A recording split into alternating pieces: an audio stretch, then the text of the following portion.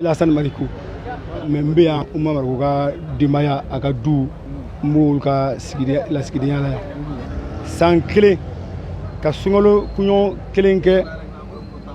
i ka jamana kɔfɛ i wolodugu la a tɛ tɔto mɔgɔ la denbaya a yɛrɛ ka denbaya an'an ka kabila o de ɲangata bɛ an kan dɔɔni nka n'a ka kɛnɛ an bɛ Ala fo ka Ala barika da fɛn ma sɔrɔ o diyara anw ye nka n bɛna kuma min kan nin ko in filɛ de n bɛ Sadio Kamara wele Sadio Kamara ministre de la défense n b'a wele a ka taa i da k'i miiri a ka kuma don min na a tun bɛ kɔrɔn fɛ n'a a ba n'o sera Oumar Marko ma k'a dɛmɛ a ye duwawu min don a ba ye duwawu min don Oumar Marko ye Sadio b'o dɔn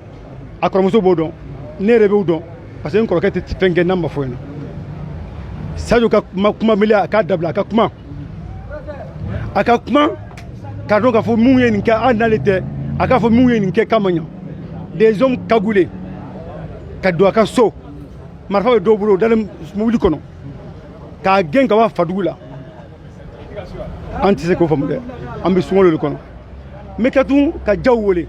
colonel Jaw 2012 a k'i miiri 2012 la a kun dogolen yɔrɔ jumɛn a k'a fɔ a ɲɛna hey an bɛna kuma dɛ a ka bɔ u ka bɔ ka kuma u ka kuma bɔ u ka internetiw bolo u ka kuma jamana ko tɔgɔ la u ka kuma ɲuman min kɛra Oumar Marko fɛ k'a ɲɛsin olu yɛrɛ ma u ka kuma u ka bɔ u ka ɲɛfɔli k'a ɲɛ an ma nin faamu dɛ Asimi an b'ale fana wele u ka dugutigi Moribila dugutigi a nana Oumar Marko k'a ye mɔgɔ bila ka na cɛ 7 ka na Oumar Marko fo kaso la yan o kuma ni Asimi t'o dɔn a ka dugulamɔgɔw b'o dɔn u ye Asimi ka dugulamɔgɔw Moribila u ka dugu la ko Moribila u ka dugutigi ale ye mɔgɔ cɛ 7 bila ka na Oumar Marko fo kaso bon kɔnɔ yan hey maliyɛnw n b'a fɔ aw ɲɛna n'aw tɛ min dɔn a ye mɔgɔw ɲininka mɔgɔw caman de ko sɔrɔsiw ye baarakɛyɔrɔ di Umaru ma u ye proposition k'a ye a tɛ sɔn mɔgɔ ta ma an y'olu koɲɛ yira Ala la u yɛrɛ b'a dɔn k'u ma kɛ donc vraiment n bɛ yɔrɔ min na hakili an dusukun tɔɔrɔlen don an tɛ delili kɛ dɛ nka min kɛra o ka fɔ min ma kɛ nkalon kana da la k'u tɛgɛ ta k'u ni irisiw kala ɲɔgɔn na Oumar Marko don o kuma ne bɛ min fɔ u na u k'u da ka miiri kunun na u kana bi lajɛ dɛ u ka kundun de lajɛ Oumar Marko ye min kɛ o ye kunun o kuma u k'o sara ye bi an b'o de ɲini u fɛ. Donc ne ye Traoré Fili Diallo ye Ligue Awaketa présidente nationale femme Sadi awɔ hakililajigin ye min ye k'a daminɛ Umaru yɛrɛ gɛnna don min na ka bɔ faso kɔnɔ donc o bɛnna le 4 avril la ne hakilila le 4 avril la o ye date dɔ de ye n'o ye Mali ka fédération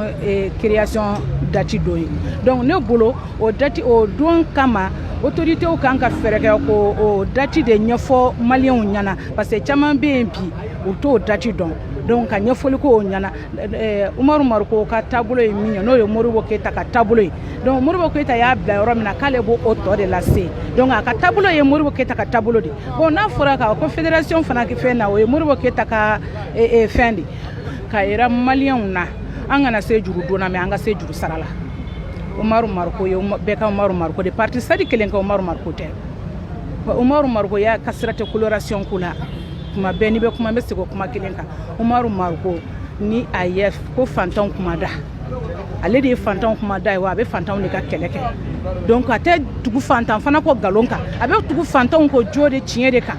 a ma deli ka tugu mɔgɔ si ko nkalon kan hari nana n'i ka problème de kana ɲɛfɔ Umaru ɲɛna ni Umaru ye a sɛgɛsɛgɛ k'a lajɛ n'a y'a ye i jo b'a la a b'i ka kɛlɛ kɛ k'i ka joko minɛ k'a d'i ma n'i ka dugukolo minɛn'i la n'i ka foro minɛn'i la ni i minɛna k'i datugu nkalon de kan Oumar Marko de b'o kɛlɛ kɛ minnu bɛ fanga la bi n'o yɛrɛ sɔrɔdasiw ye Umaru ye sɔrɔdasi ninnu ka kɛlɛ kɛ a ye armée bɛɛ lajɛlen ka kɛlɛ kɛ n'u b'a fɔ k'a fɔ ko Umaru bɛ tɛ armée fɛ n'u b'a fɔ ko cɛ tɛ Mali la armée ka di mɔgɔ min ye ka tɛmɛ Umaru kan dɛ mais ni cɛ fila don i t'a sɔrɔ Umaru y'a fɔlɔ ye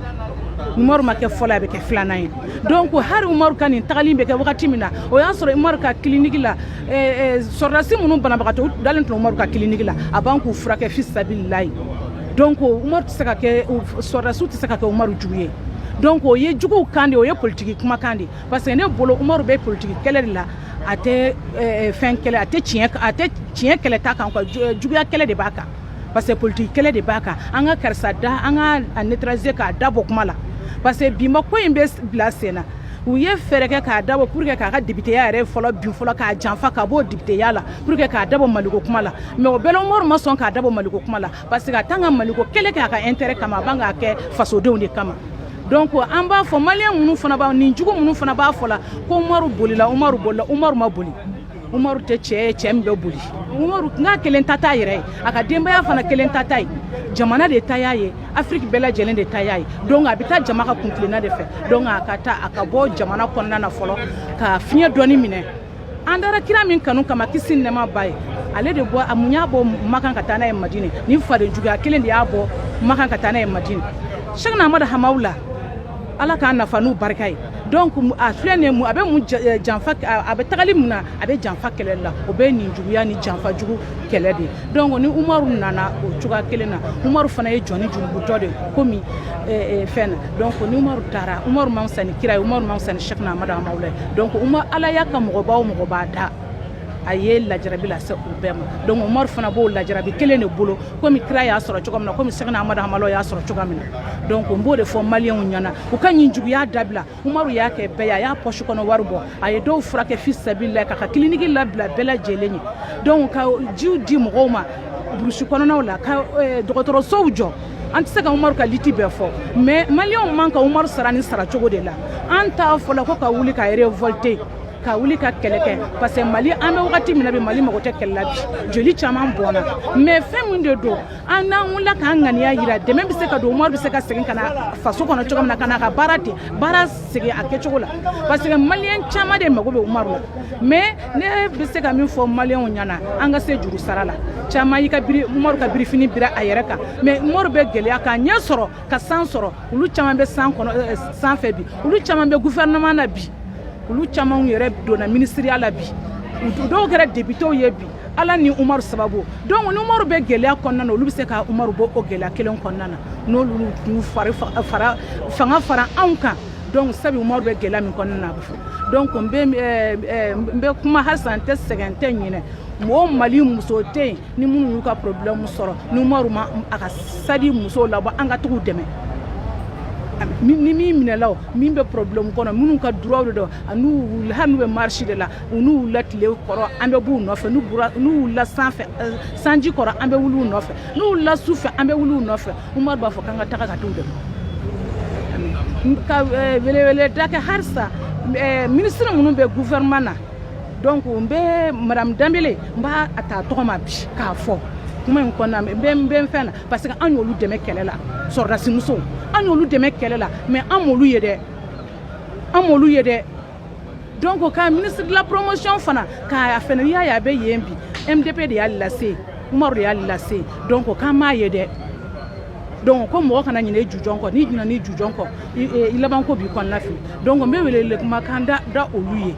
k'a fɔ ko ɲɛngoya tɛ hasiriya tɛ mais a kɛra cogo cogo la ni mɔgɔ min kɛra sababu ye k'i la yɛlɛ n'i k'i ka yɛlɛyɛlɛ n'a sɔrɔ mɔgɔ min sababuya la ou bien ni mɔgɔ min y'i dɛmɛ i ka kɛlɛ la donc n'i yɛrɛ ɲɛ b'a fana la degun kɔnɔna na e ka fɛɛrɛ kɛ bani e k'a fana tigi dɛmɛ ka b'a ka degun kɔnɔna na i komi an musow halisa an b'u welewele da Umaru y'an labɔ an ye marche jɔjɔli kɛ n'u ye